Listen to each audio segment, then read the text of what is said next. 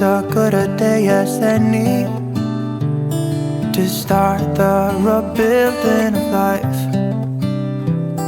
The roads that lay open are many when the old one's gone under the knife. And I can feel the sun on my skin. Hello friends, so it is the night before my 100-day project starts. The night before I'm beginning Write Myself Back. So a 100-day journey of writing every day. So I've spent some time just organizing my desk for the week. It's Sunday, so yeah, getting set up and organized for the week with my planners and everything. And I found myself feeling like a little nervous, a little anxious about starting a new project like this, or starting making a commitment to myself. And so I hadn't really planned on filming at all today, but I thought it might be nice to share just what I'm feeling the night before. My plan for the week is to start on Monday. I will be sharing a short here on YouTube every day for the 100 days, but I'm going to be sticking to my weekly longer video schedule. So for this week, by the time this video comes out, I will be a couple days into the project, but here in this video, I will probably only share the first and second day, Monday and Tuesday, and then I will edit that and put a video together, and you'll see it early if you're on the Patreon, and then for everybody else, you'll see this on Thursday or from then on. So I needed to take a few minutes to kind of ground myself, and I haven't really done this before I embark on a thing, but I opened up my writing journal, it's my writing notebook that I keep all of my weekly lists, monthly goals, all of those things. And I thought I'd share with you what I wrote in case you want to do something similar as you embark on something. I titled it, "The Day Before My 100-Day Project. I hope to connect to myself, to show up for myself, to be honest with myself, to accept where I am each day, to keep going even when I want to quit. I hope that it brings me more in alignment with my why and my daily work. To grow. I hope to grow both myself and my practice. I hope to allow for surprises, to allow for the unknown, to be open to whatever happens, whichever direction things take, and to my inner voice and knowing. I hope to trust myself and my words always."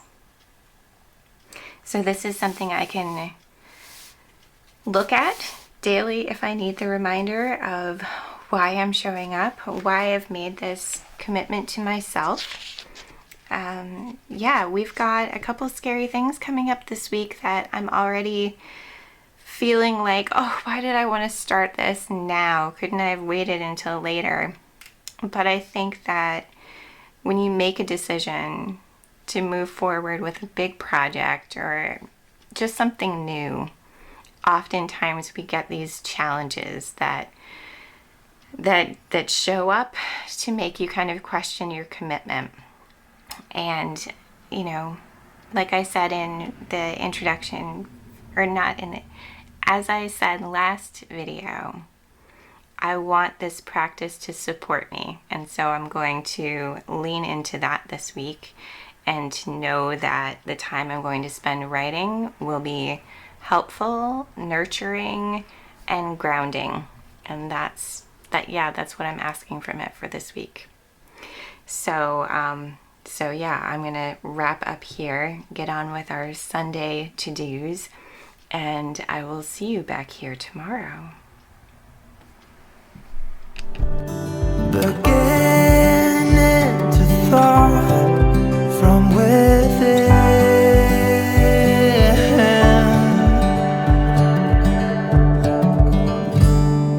Today and not tomorrow. There's no time to borrow. Today is a good day to live.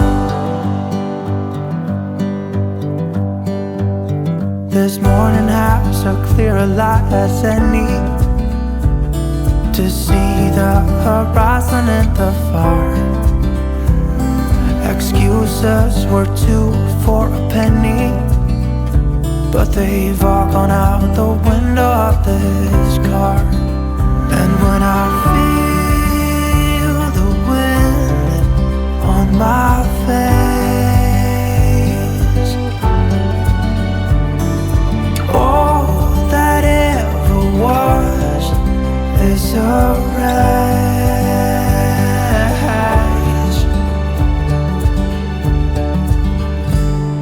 Today and not tomorrow. There's no time to borrow. Today, well, something's gotta give. Today is a good day. Today and not tomorrow. There's no time to borrow.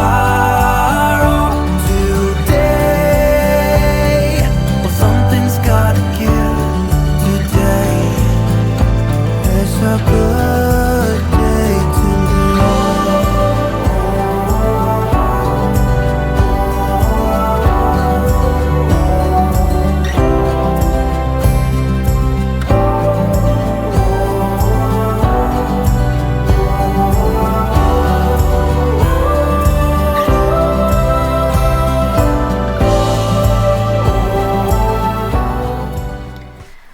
Whew, so I just finished day 1 of Write Myself Back.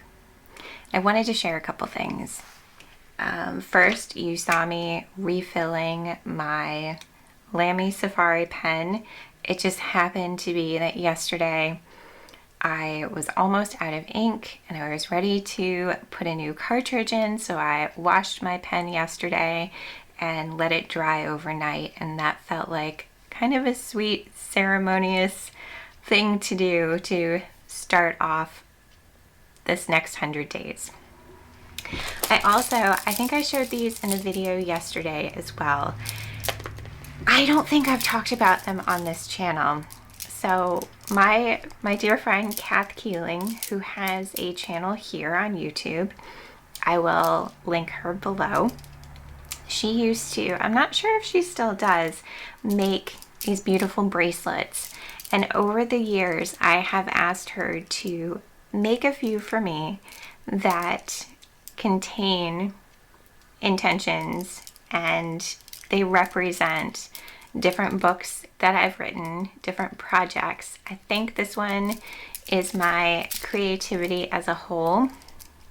So I like to hold on to this one.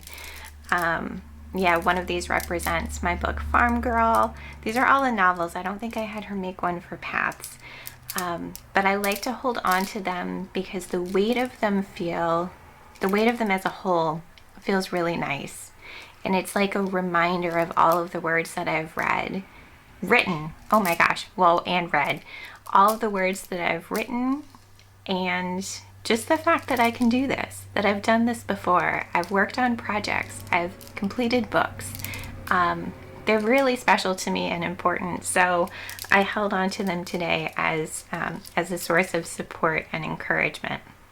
So I would encourage you to think about the different talismans that you have around your writing life. I think they're important. So what I did today, and I'm not going to do this every day of this challenge, but I figured I would share a little bit just of the first couple days. I wrote a letter to my future self sharing where I'm starting, what's on my mind, what's on my heart, just where I'm writing from today, so that I can look back and see what shifts occurred, remember all of the things that were going on right now in my life that made it so that I wanted to start this project. And then I picked up Sarah Selecki's book, Story is a State of Mind. And I probably won't read this every day, but today I have some time, and I thought, you know what, I'm just going to keep going a little bit after I finished what I wanted to get done. And there was a passage that I wanted to read to you as I embark on this, 100 days of writing. Write myself back. Writing looks different every day, or it can. Writing can be staring off out into a window, and this addresses the need for that. This is in the section titled White Space. Sorry, there's a load of traffic outside. I don't really understand why. She writes, "What will you stop doing so you can save your attention for writing?" As a creative writing teacher, I work with a lot of people who struggle with distraction and attention burnout. Then she goes into, a little bit of examples. And they say, if we can't focus enough to write and read, who can? The answer is that we all need more white space in our lives. Moments of clarity and calm that allow our creative curiosity to emerge. We need time spent staring into middle distance. We need to admire tendrils of steam as they rise from a teacup, watch waves lap at the shore, listen to the wind move through tree branches, and we need time to do nothing at all. Later in the section, she writes, as a writer, you value white space in your daily life for the same reasons. Empty time gives your mind the opportunity to process your thoughts, wonder about things you don't know yet, see connections, work through story problems. So I thought that was a good reminder for me as I step into this next 100 days. And maybe for you too, if you're stepping into your next project. On that note, I think I'm going to create some empty space for myself and take myself on a walk. If you're starting alongside with me, we did it, day 1. I will be back tomorrow.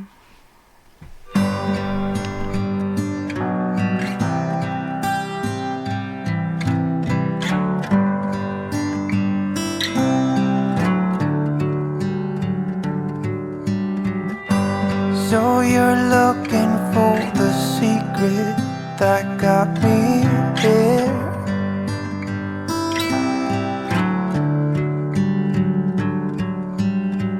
Some kind of magic ingredient that takes you there. Well, you just keep showing up. You just keep showing up. You just keep showing up. Yeah, you just keep showing up. I bet it isn't what you wanna hear from me.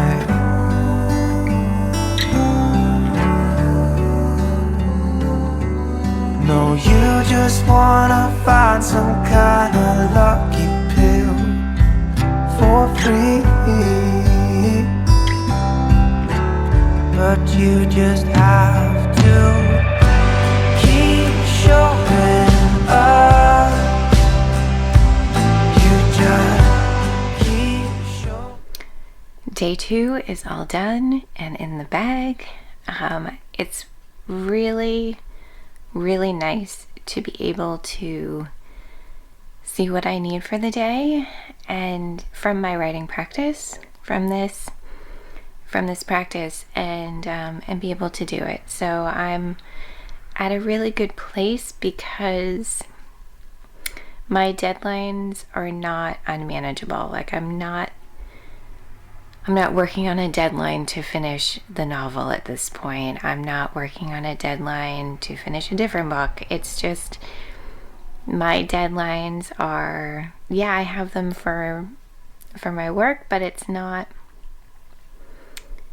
unmanageable. And so this 100-day project is at the perfect time. I'm looking forward to, in September, really focusing on the novel during the week, and the weekends might be more for journaling, but at this point I really needed the practice to connect with myself today and this week, and I think over the next 2 weeks that's probably going to be the case. We had one of the big scary things that I mentioned on Sunday happen this morning, and everything is okay, but I could feel a lot of anxiety in my body, and so it was really, really lovely and serendipitous, I guess, that when I opened Stories: A State of Mind, the practice for peace, or the chapter was titled Peace, and the practice was, I'm sure many of you are familiar with, list 5. I think in this one it was list 5 colors that you can see, then 4 textures you can feel, 3 things you can hear, 2 things you can touch, and 1 thing you can smell, or something like that. So it was a really grounding. It was a grounding exercise. And then afterwards, I was able to sit with my feelings and kind of process just all the things that came up this morning while we were doing a big scary thing. I don't mean to be vague, but some things, there just are some things. And I mention it even though I can't specifically talk about it, partly because we're all dealing with those things. And I think I mentioned that in last week's video. Like, we're all dealing with things. And even if we can't talk about them specifically, I think knowing that everyone has things going on